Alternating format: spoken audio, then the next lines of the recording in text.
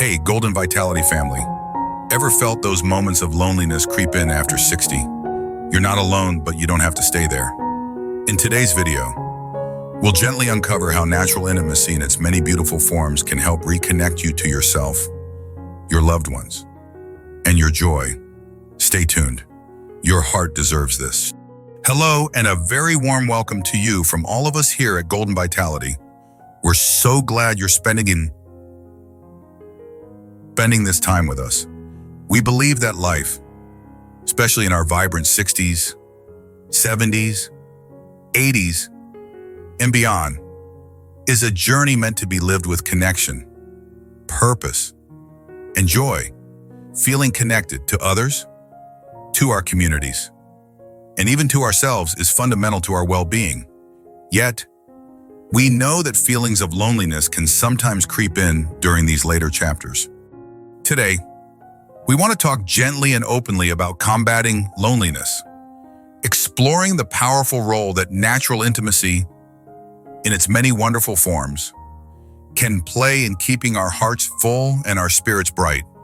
Our conversation aims to be supportive, informative, and uplifting, like a chat with a caring friend or counselor. Please remember, while we offer insights and encouragement, your own journey is unique. If you're struggling significantly with loneliness or your emotional health, please do reach out to your doctor, a counselor, or a trusted healthcare provider. They are always your best resource for personalized support. Life unfolds in beautiful and sometimes challenging ways as we age. We gather a lifetime of experiences, wisdom hard-earned, and memories cherished. Perhaps you find deep contentment nurturing your garden, witnessing the quiet miracle of seeds becoming blossoms or food. Maybe it's the irreplaceable joy of hearing your grandchildren's laughter, sharing stories that bridge generations. Perhaps you find a renewed sense of purpose volunteering at the local library or hospital, sharing your skills and warmth. Or maybe it's the simple, profound peace found in reading a captivating book, taking a walk in nature, or sharing coffee and conversation with a dear friend. These connections to nature, to family, to community, to passions enrich our lives immeasurably. Yet, even amidst these blessings, feelings of loneliness can surface. It's a common human experience, and certainly not unique to later life. But it can sometimes feel more pronounced as our circumstances change.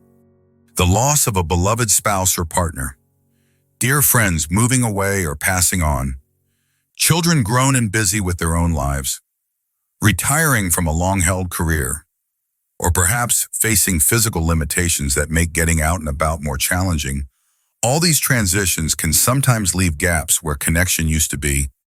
It's so important to acknowledge that feeling lonely is not a sign of weakness or failure. It's a natural human signal, like hunger or thirst, telling us that a fundamental need, the need for connection, isn't being fully met. And just like we wouldn't ignore hunger, it's vital we don't ignore loneliness, because feeling connected is deeply tied to both our mental and physical health. Studies have shown that chronic loneliness can impact our mood, sleep, immune system, and even heart health. It can sap our motivation and make it harder to stay active and engaged. But here's the hopeful truth. Loneliness is not an inevitable part of aging. It's something we can actively address and combat. And one of the most powerful antidotes lies in cultivating what we might call natural intimacy. Now, when we hear the word intimacy, our minds might immediately jump to romantic relationships or sexual activity. And while those can certainly be part of the picture for some, natural intimacy is a much broader, richer concept. Think of it like tending a diverse garden. It needs more than just one type of nutrient to truly flourish. Natural intimacy encompasses all the ways we connect deeply and authentically with others, with the world around us, and yes, even with ourselves. It's about closeness, understanding, shared feelings, physical comfort, and genuine presence.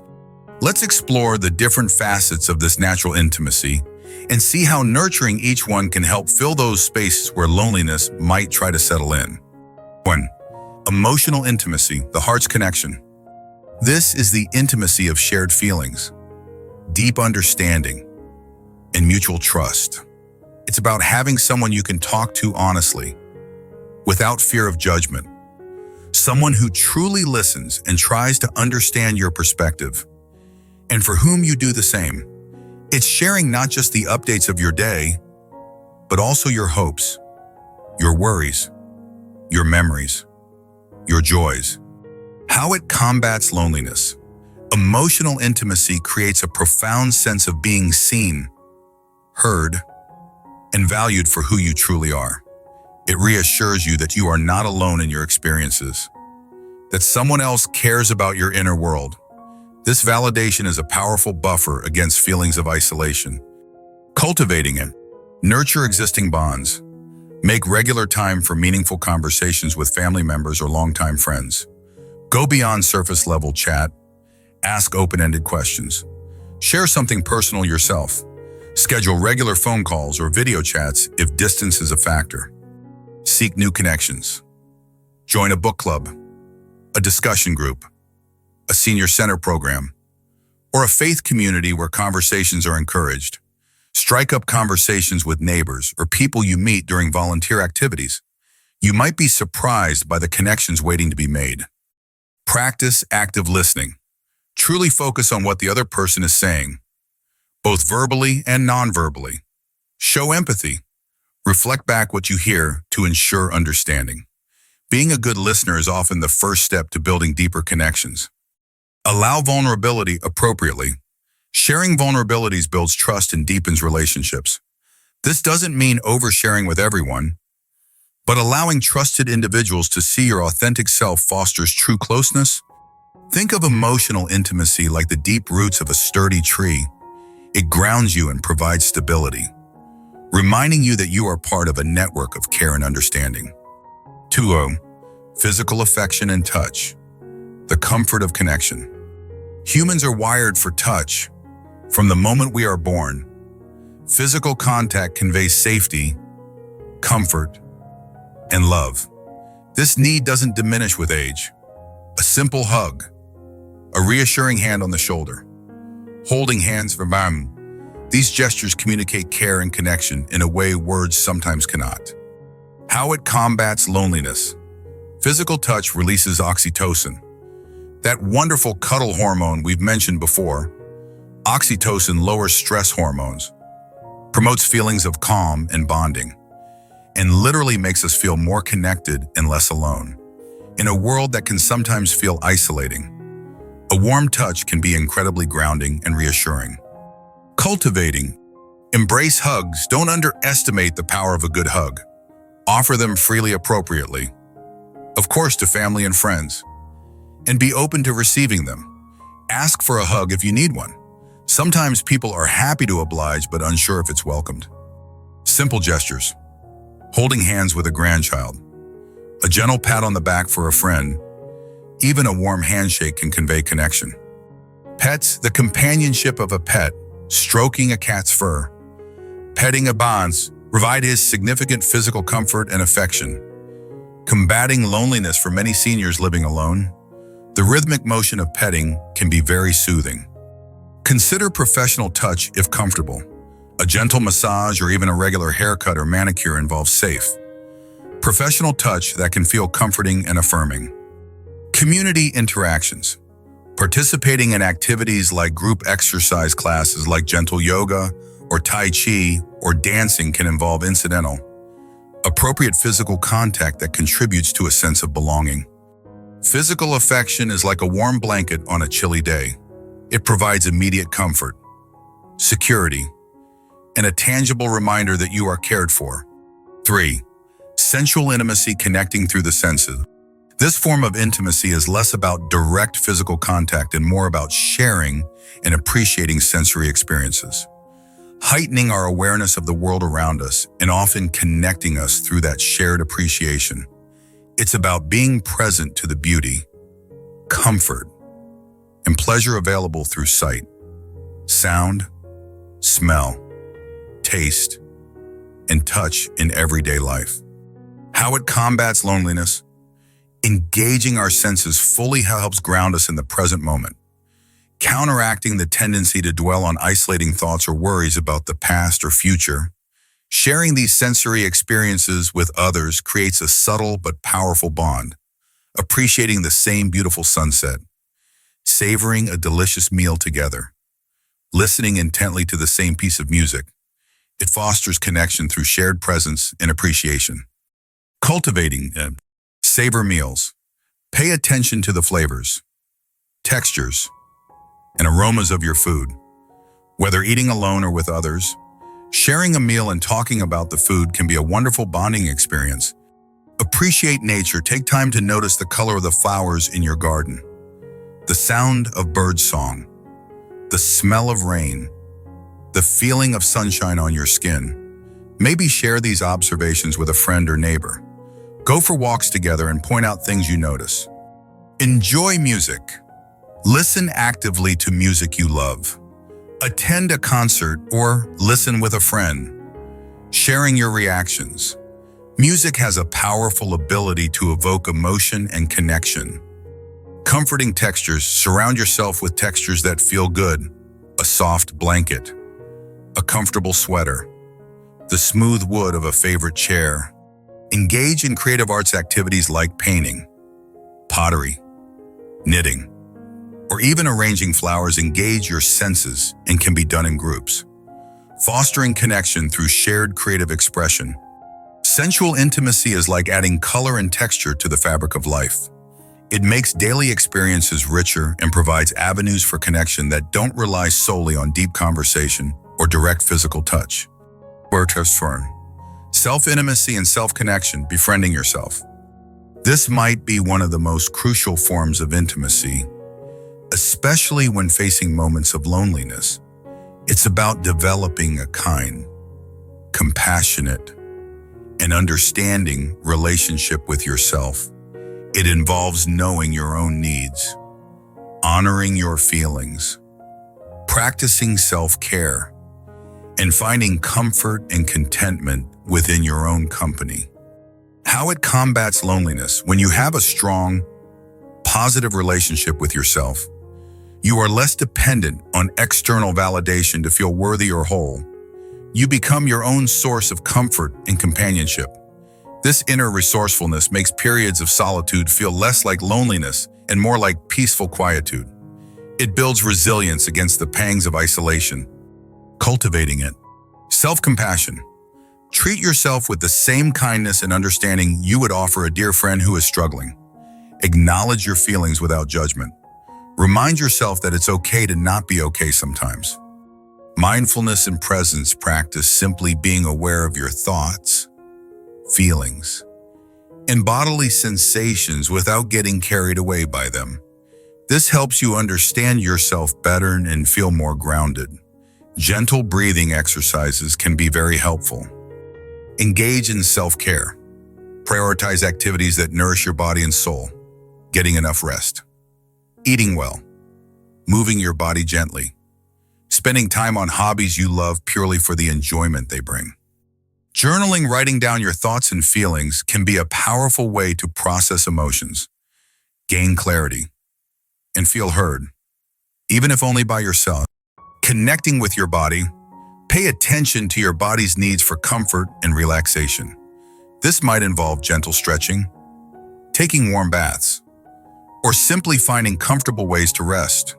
For some, comfortable, gentle self-touch can be a form of self-soothing and self-connection. It's about acknowledging your physical self with kindness, considering self-pleasure if desired. For some individuals, exploring self-pleasure masturbation can be a part of self-intimacy. Approached mindfully, it can be a way to connect with one's own body, understand its capacity for pleasure, and experience the release of stress-reducing, mood-boosting natural chemicals like endorphins and oxytocin. This isn't about replacing partnered intimacy, but rather about acknowledging and tending to one's own capacity for comfort and release, which can be particularly relevant if living alone or without a sexual partner. It's a private choice, and if it feels right and comfortable, it can be seen as another form of self-care and self-connection, helping to affirm vitality and provide internal comfort. It's just one thread in the larger tapestry of self-intimacy, and only relevant if it aligns with your personal values and desires. Self-intimacy is like tending your own inner garden. By nurturing it with kindness, attention, and care, you create a source of inner strength, peace, and resilience that helps you weather any storm, including bouts of loneliness. Taking action. Practical steps to weave more connection into your life. Understanding the different forms of intimacy is the first step. The next is actively seeking ways to cultivate them. Reach out. Don't wait for others to always initiate contact. Pick up the phone. Send an email or text. Suggest meeting for coffee or a walk. Sometimes the first step feels hardest, but it often yields wonderful results. Explore community resources, senior centers, libraries, community colleges, places of worship, and volunteer organizations offer a wealth of opportunities for social interaction, learning, and contributing. Find activities that genuinely interest you. A shared interest is a great starting point for connection. Think about classes, art, exercise, technology, clubs, cards, gardening, walking, or support groups. Embrace technology mindfully. Video calls like FaceTime or Zoom can bridge physical distance with family and friends, allowing you to see faces and feel more connected than a phone call alone. Social media can help you keep up with loved ones and reconnect with old friends, but use it intentionally. Focus on meaningful interaction rather than passive scrolling. Online groups centered around hobbies can also foster connection. Volunteer. Sharing your time and skills to help others is incredibly rewarding and a fantastic way to meet people and feel part of something larger than yourself. Hospitals, schools, animal shelters, food banks. The opportunities are endless. Be open to new friendships. It's never too late to make new friends. Be curious about the people you encounter. Smile. Make eye contact. Ask open-ended questions. Friendships can blossom in unexpected places. Consider a pet if practical. For many, the unconditional love and companionship of a pet is a powerful antidote to loneliness. Ensure you can realistically meet the pet's needs for care. Nurture intergenerational connections. Spending time with younger people, grandchildren, neighbors, volunteers can bring fresh energy and perspectives, while sharing your wisdom can be deeply fulfilling. Ask for help when needed. If mobility, transportation, or health issues are limiting your ability to connect, don't hesitate to ask family, friends, neighbors, or community services for assistance. People often want to help but don't know how unless you ask. Overcoming the hurdle. It's natural to feel hesitant sometimes. Shyness, fear of rejection, hearing or vision difficulties, or simply feeling low on energy can feel like barriers. Start small. You don't have to become a social butterfly overnight. Aim for one small connection each day, a brief chat with the mail carrier, a phone call to a relative, attending one short activity. Focus on quality, not quantity. A few deep, meaningful connections are often more fulfilling than many superficial ones. Be patient and persistent. Building relationships takes time. Don't get discouraged if connections don't happen instantly. Keep putting yourself out there gently. Acknowledge limitation. Find alternatives. If hearing loss makes group conversations difficult, suggest meeting one-on-one in a quiet place. If mobility is an issue, invite people to visit you or explore online connection options. Connection, fueling vitality and independence. Feeling connected and less lonely isn't just about feeling happier. It's fundamentally linked to our overall health, vitality, and ability to live independently. When we feel connected, our mental health improves, Rates of depression and anxiety decrease. Cognitive function can stay sharper. Our physical health benefits. Stress reduction improves heart health and immune function. We may sleep better. We feel more motivated. Having social plans or feeling needed encourages us to stay active, eat well, and take care of ourselves. We have stronger support systems. In times of need, having people to rely on it is crucial for navigating challenges and maintaining independence. Cultivating natural intimacy, in all its forms, is an investment in your total well-being. It's about actively choosing connection over isolation, fullness over emptiness. Your path to connection. Combating loneliness in later life isn't about chasing constant companionship. It's about finding and nurturing authentic connections that resonate with you. It's about understanding that intimacy is a rich spectrum, from the deep sharing of emotional intimacy, the simple comfort of physical affection, the shared appreciation of sensual intimacy, to the vital relationship you cultivate with yourself through self-intimacy. By tending to these different facets, you weave a stronger, more resilient social and emotional fabric around yourself. You build inner resources and outer support systems that help you navigate the inevitable changes of life with grace and courage. Remember, you are worthy of connection, and the capacity for intimacy, in its many beautiful forms, resides within you and around you, waiting to be nurtured. Thank you for sharing this time with us at Golden Vitality. We hope this exploration of natural intimacy and its role in combating loneliness has felt supportive and empowering. The journey of aging is best traveled with connection. We encourage you to reflect on the different ways intimacy shows up in your life and perhaps explore new avenues for connection that feel right for you. If feelings of loneliness are persistent or overwhelming, please reach out for support. Talk to your doctor, a counselor, a faith leader, or a trusted friend or family member. You don't have to navigate these feelings alone. Be kind to yourself. Stay open to connection and continue to embrace the richness and potential of your life. Be well